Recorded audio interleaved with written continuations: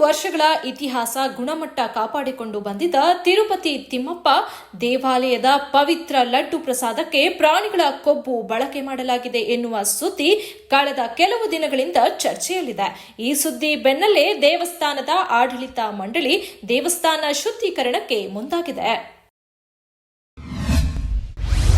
ಗಗನಯಾತ್ರಿ Sunita Williams ಅವರು ಕಕ್ಷೆಯಲ್ಲಿರುವ ಪ್ರಯೋಗಾಲಯದಲ್ಲಿ ತಮ್ಮ ವಿಸ್ತೃತ ಕಾರ್ಯಾಚರಣೆಯ ಭಾಗವಾಗಿ ಅಂತಾರಾಷ್ಟ್ರೀಯ ಬಾಹ್ಯಾಕಾಶ ನಿಲ್ದಾಣದ ಕಮಾಂಡರ್ ಆಗಿ ನೇಮಕಗೊಂಡಿದ್ದಾರೆ. 2012ರಲ್ಲಿ ಎಕ್ಸ್ಪಿಡಿಷನ್ 33ರ ಸಮಯದಲ್ಲಿ ಅವರ ಹಿಂದಿನ ಕಮಾಂಡ್ ಅನ್ನು ಅನುಸರಿಸಿ ಅವರು ISS ಅನ್ನು ಮುನ್ನಡೆಸುತ್ತಿರುವುದು ಇದು ಎರಡನೇ ಬಾರಿ. ಇಂದು ರಾಜ್ಯ ಬಿಜೆಪಿ ಕೋರ್ ಕಮಿಟಿ ಸಭೆ ನಡೆಯಲಿದೆ. ಬೆಂಗಳೂರಿನ ಮಲ್ಲೇಶ್ವರಂ ಬಿಜೆಪಿ ಕಚೇರಿಯಲ್ಲಿ ಸಭೆ ನಡೆಯಲಿದ್ದು ಹಲವು ಮಹತ್ವದ ವಿಚಾರಗಳು ಚರ್ಚೆಯಾಗಲಿವೆ. ಸಭೆಯಲ್ಲಿ ಬಿಜೆಪಿ ಸದಸ್ಯತ್ವ ಅಭಿಯಾನ, ಉಪಚುನಾವಣೆ ಸಿದ್ಧತೆ, ಸರ್ಕಾರದ ವಿರುದ್ಧ ಹೋರಾಟ ಸೇರಿದಂತೆ ಮತ್ತಿತರ ವಿಚಾರಗಳ ಬಗ್ಗೆ ಚರ್ಚೆ ನಡೆಯಲಿದೆ.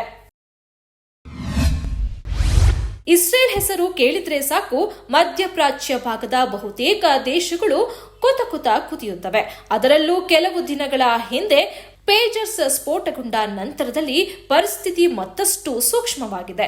ಇಂತಹ ಸಮಯದಲ್ಲೇ ನೇರವಾಗಿ ಇಸ್ರೇಲ್ ವಿರುದ್ಧವೇ ರಾಕೆಟ್ ಹರಿಸಿರುವ ಲೆಬನಾನ್ ಯುದ್ಧಕ್ಕೆ ಆಹ್ವಾನ ನೀಡಿದಂತೆ ಕಾಣುತ್ತಿದೆ.